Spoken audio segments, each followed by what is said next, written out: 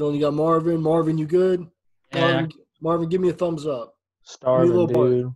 a little bark. Don't bark. Don't bark, Marvin. All right, welcome back to the Scrum. It's Welcome May back. 14th. May 14th. I can remember the date, unlike Josh. It's the 20th. Jokes, all jokes. But yeah, it's the 20th. How's everyone doing today, man? How y'all holding up? Hanging in there, man. Pretty peachy. It's this dreary weather's been pretty nice though for working at home. For sure. Be chilling. For sure. I didn't even know it was supposed to rain this much the past 2 days, dude. It's like all week. Yeah. Is it all week? Good. Yeah. Good. I need it. I need the relaxation. Tired of these downtime. nice sunny days while I'm stuck inside, man. It's awful. It's awful. Dude, let's off rip. Let's talk about Josh's Ironman streak coming to an end, dude. He hasn't missed He's gone. Hasn't missed a single piece of content since we've started this whole thing up. So how many do you think that is? I mean, it's the 64 podcast episodes that we have out. And we've been doing the Scrum. The Scrum for like a couple maybe months, right? 15? Yeah, maybe 50. Yeah, maybe 15. Then there's all the ones we did that never came out. The first couple podcasts. I mean, that's a solid number of uninterrupted hours that he's been on the airwaves, dude. So he's gone. 4 went out for that. You know what I'm saying? Josh went and he works for Barstool. No, I'm just kidding. He's out. He hopped up out of here. They offered him an exclusive deal, and he's the Beyonce, dude. That's really what I'm getting at. But yeah. Speaking of things going down, though, did y'all see Hertz? Hertz apparently put up a bunch of Corvettes on fucking Dylan. You put up the article and stuff. Like they just put up a bunch of bets for sale. Yeah, apparently. So Hertz ain't doing great right now. Not doing great. Their CEO resigned on Saturday, and so they just hired a new one, and yeah, they're putting up.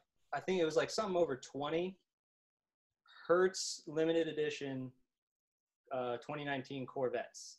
Who wants a Hertz wrapped Corvette?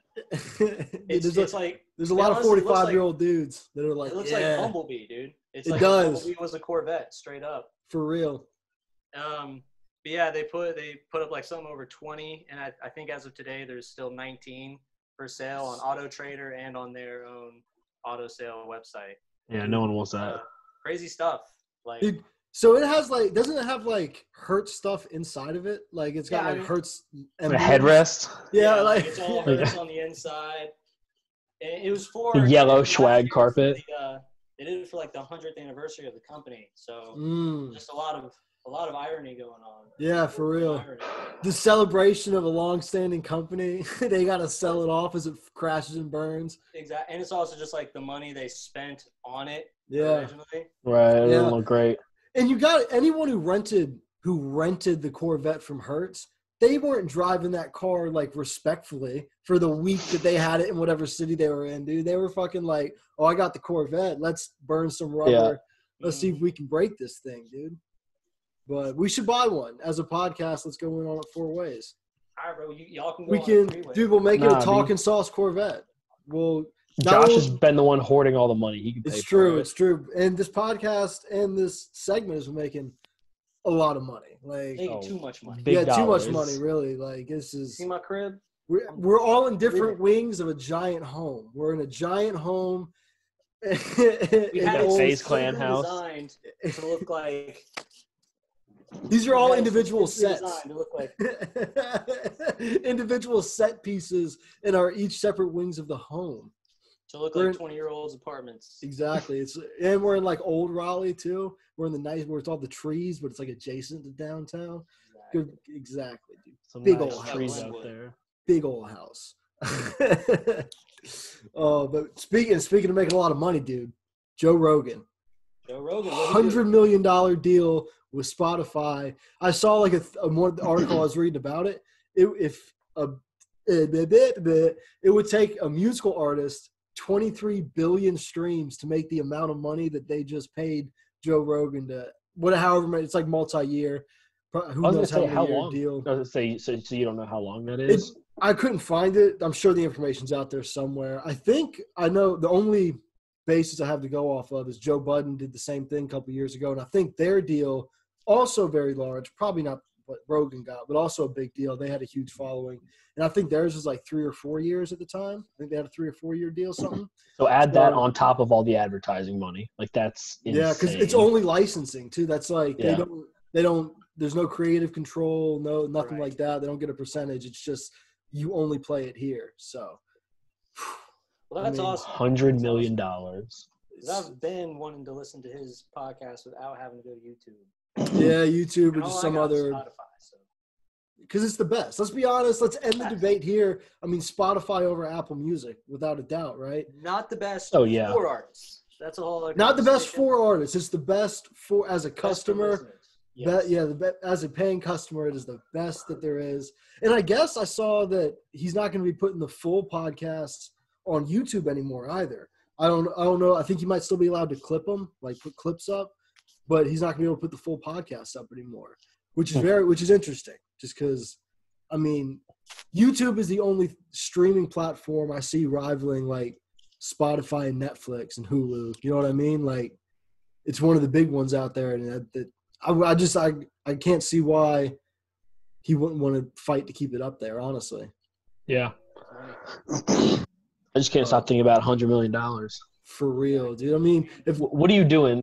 First thing, you first sign thing that with deal, what are 100 you mil. doing? All right, first paying my student loans because I'm responsible Right. young adult, paying off all my debt. All right, what's your first irresponsible? My first irresponsible purchase, dude. Oh man, it might. Oh, that's tough. My first irresponsible purchase. I would probably. I mean, I would take a private jet to a couple different places. I would take like a month. I mean, I'm quitting my job. If I got 100, Right. I'm quitting my job. $100 million, yeah. I'm out of the job for sure. And then I might just like take a couple months and just PJ around the world for a little bit, dude. Just life of luxury. I don't know. Probably. I mean, a crazy car, definitely. Crazy car. I was about to say, I'm buying a helicopter. Yeah, I thought about it. That was one of the first things I thought of, but I was like, then I'd have to like get the guy to fly. I could learn to fly. Nah, so that's the whole thing. Is like I want to get a helicopter, and then I will learn how to fly that helicopter. It would be pretty badass, dude. Yeah, but you're also talking maintenance. It's true. There was $100 million. Bro, $100 million. I don't know what's up with. Yeah, man, that shit ain't gonna last. Dylan's buying a studio. Dylan's going to purchase an entire studio. And that's the thing. Out of everything we just said, except maybe the flying around in a private jet, the studio would be the most expensive purchase. The studio would be so expensive. Millions of dollars. What's our budget? $100 million. The helicopter. It's the Rogan deal. Yeah, I mean, we're talking if we're going to do it right, we're talking at least 25% of that's going into a facility. We're talking gear. We're talking the construction. We're talking all of that. Helicopters cost between $1.2 and $15 million. It's expensive. That is very expensive. That is a lot more than I was expecting. That is extremely expensive. But you know, it is a helicopter. You do fight gravity the whole time. Right. The entire time. But yeah, it's a whole thing. Dude, speaking of making money, I saw this. Dude, apparently Raleigh is looking at potentially shutting down streets or parts of streets to allow for more outdoor seating for restaurants to be able to serve guests, and they're going to try to do like allow like selling alcohol out on the street and stuff like that, because people just really got to get back to eating food. But they're thinking about doing that. How does that even work? I think they said other cities in the country have done it. I mean, like, I love the idea as long as it's not like at my house. I guess which it's not. In Illinois. So like, I guess it was happening in Illinois. But there's also the whole point. Let's say they do it, because I get the part where you want to save restaurants. You know, there's a lot of small business owners down there that are going under to no fault of their own. But there's also the thing that do you think they would make more money on delivering food, like the ordering out food, or people showing up to the outdoor seating area? Because if you take the road away, there's less people who would be like, let's, just stop by, do an order out pickup or something like that. And then you might lose percentage of those customers because now it's just I think you're making inconvenient. I think you're making more money With the outdoor? Yeah. I think that people around here there are enough people that are ready to get out, and especially if it's in an outdoor setting, open air. I think, I mean, even minus the amount that you actually have to pay the extra employees to come back and deal with that, I still think you're making more. Yeah. Well, I'm not saying it's the safest thing, but I think that they would be making more. Yeah. They'd be making more, but I mean, depending on, I don't know, like just from initially hearing it, the logistics of it just seems so goofy. Right. It depends on how far they're going to go to accommodate that system, as in, like, I don't know, like what type of partitions or anything they have to add to these now closed roads or whatever to make it to eat. And then who at the end of the day is going to have to pay for that? And like the alcohol permits or something. I was gonna say, normally those are like government on property, so like it's the whole off-property alcohol thing is going to be weird too. For real, a lot of logistics. You think they'd make them get the extra permit for that, just like for the time? They would at least have to come out and like allow it. You know what I mean? They would have. Yeah. I'm sure they'd have to be some sort of approval. But it seems like it is a lot of steps, like that wouldn't be worth taking. Because by the time you get, all right, what's the plan for how we're not going to ruin traffic going through Raleigh? What's the plan on the permits? Like, how do we get it all through? By the time all that's done, like that puts us, I feel like, at the end of whatever phase 2 was, where that's where like restaurants get to start opening up anyway. Seems like a big runaround for something that's not going to fix anything in time. And it's like, even just the whole premise of it, like take, for example, Glenwood, all the restaurants on there. So like, are they just going to like close off a big block from like Ale House to Sushi Blues or something? Yeah. And then just like put tables in the middle of the road? Because then you got, again, like facilitating people walking through, getting to their place to be safe. Because if they're not doing that, pointless. Yeah. And then traffic. And then also like coming back to who's going to come out and do it, it's also going to have to be people that are going to want to eat outside. Yeah. Which a lot of people on the asphalt, no less. Yeah. Like cars are driving by you. It's not exactly fine dining, but I guess it's also the ale house too, though. And if I know restaurants the way I know restaurants, servers and managers, they're going to have a hell of a time getting the logistics down of just keeping efficient service going on with this new system, like different table numbers and people figuring out what's what, where to go to where. Yeah. I don't know. That's interesting. Huge logistical nightmare, though. Huge logistical nightmare. Would not want to be the guy or gal figuring that out. Speaking of logistical nightmares, good segue. The NHL. What's the comeback news? How are we a step closer to coming back? So it seems like they're really honing in on this 8 or 9 different. I guess it's like was it 8 or 9, 6 to 9? Doesn't matter. But the different regional city ideas. But now the next hurdle is the league has 17% of their players right now are in other countries, and there's still all the border lockdowns, all the travel restrictions. So they would first have to overcome that. And it seems likely that teams in playing games in like Florida, California, because Disney World or Disneyland, all just the Disney parks, have those huge hotel properties, facilities that aren't being used at all, and they could rent those out and like safely quarantine all their players, not near anybody else. All those parks are shut down. Well, same thing with like Vegas too. You would think there's a shit ton of hotels that aren't being So it's just it just seems like they're getting closer and closer to that, and also leaning towards straight to playoff format, which we've kind of talked about. Yeah. Well, it's interesting. So we were a little bit earlier, we were talking about Ottawa. So it just came out that they're opening up a rink in Ottawa for Senators and then local NHL players to skate. 5 people on the ice at once.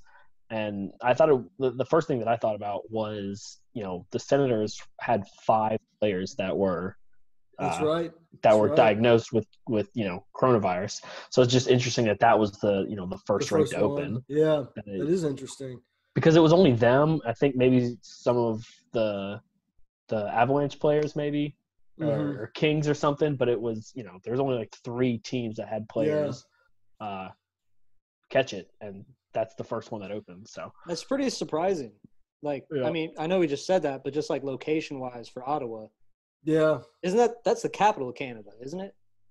Literally, I have no idea, dude. That's Pretty sure that's It's- the capital of the whole country. way to really expose us. Way Yeah. to really just kind of like expose us there with one question. We're talking about like all this hockey stuff and everything, and we don't even know the capital of Canada. Yikes. Bro, Is it called the capital of Canada, bro? Does it say capital of Canada? It says capital You of reading it? Canada. Why do you I'm think- reading it. I didn't know there was a capital of everything. I thought do you- obviously each province had a capital. Why do you think they're called the Senators, dog? Damn. Damn. Now, know, like- why do they look like Romans? You tell me. Tell me. Look, man, we're obviously the wrong people to ask. I The don't. Romans founded Canada. You heard it here first. I didn't learn anything in Garner High. do that, but that's what we're here for, dude. We're bringing the education to the people with the questions they didn't even know they needed the answers to. If anyone ever asks you what's the capital of Canada, now you know. It's Ottawa. Ottawa. It's Rome. Ottawa. But that is good that they're letting players skate together. I guess that's a step in the right direction. And Ottawa's definitely going to win the Stanley Cup now. They have this leg up. They get to. Well, they're going to be a little sure. fresher. You know? Are they not one of the teams that's probably eliminated already? They might be a little eliminated, but maybe not. They out. But maybe not. And I guess in some darker, shittier news, the Akeem Alou put out an article. I believe it was titled "Hockey is not for everyone." I believe, but the big headline that came out of it was he called Steve Downey a racist sociopath, and then expounded on. I don't know if y'all remember when the Akeem Alou story first came to light, with that whole situation in the back of the bus when he was a rookie in the juniors, and the hazing thing they try to do, taking everyone's clothes off and stuff, and he refused to do it. And he said afterwards, Steve Downey took his stick and fucking hit him right in the teeth with it, knocked out like 7 of his teeth. And I believe it. Steve Downey was a straight piece of shit while he was in the league. How do you not say anything before now about that? There's probably some pressure from, because if you're there and that happens and your coach that's on the team doesn't even do anything, it's like where do you take it? You know, so obviously and at the time, Steve Downey's also, he was a first round pick. He's kind of the man, I'm sure, whatever his junior team is. So there's a lot of that outside pressure. I feel like that, what's it going to do if I say anything? I'll just get blackballed and never get a chance to play the sport I love. Yeah, for sure. There's an argument, I guess, that still ended up happening, but I still haven't read the full article. I've been super and I'm sure busy we'll get on to that probably this weekend. Definitely, a little bit deeper. Look out for episode 65.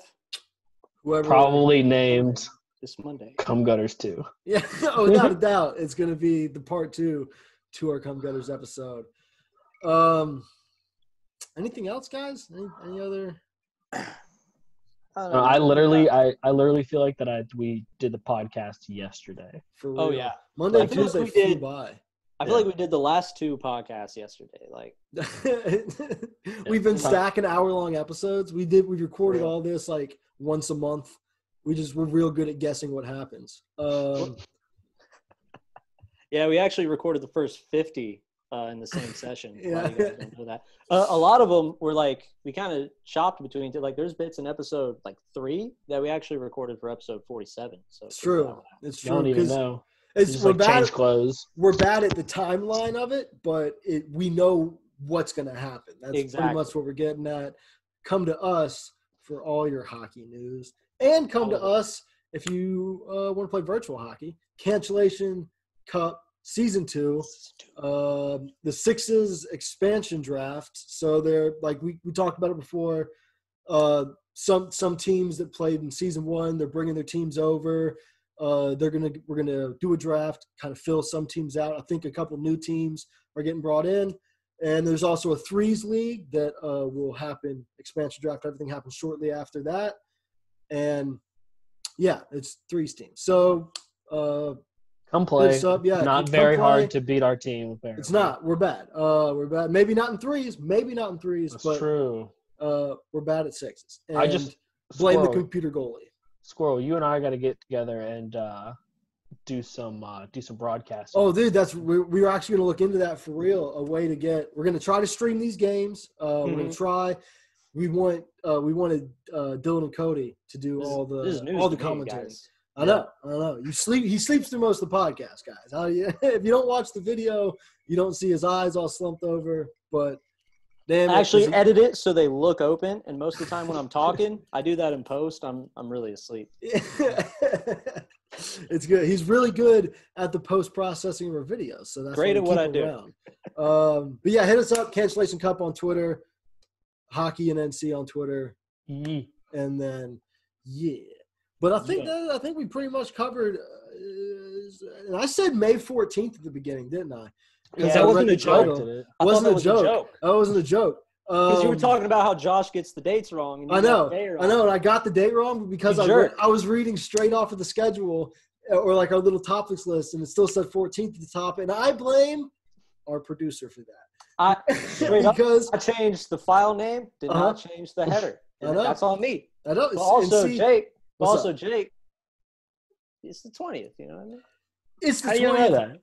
Been inside for 6 months. You know what I'm saying? Like it feels, I don't know, dude, I don't know what time it is, really. I just go by the messages you guys send, like, hey, let's hop on now. Dude, it's like 1 a.m, dude. I know. I haven't slept in so long. It's like, it's a walking hibernation, really. But, hey, Jacob, what's up, man? Hit him with the tags. Find us at Talkin Sauce Pod, no underscore, respect the underscore. You can get me at Jacob, Jay__ COBBB, Josh at TABZZ, Teebs, Cody, where they get you at? CD_2. Dylan, where they get you at? It's that, I think it's 3 Z's, TABZZZ. I could be wrong. Look it up on Just Twitter. literally go look at any other episode. You can find me on Reddit at u/tbagsymum, lowercase x, capital X. Figure it out. This was the Scrum, May 20th. May 20th and not the 14th. Not the 14th.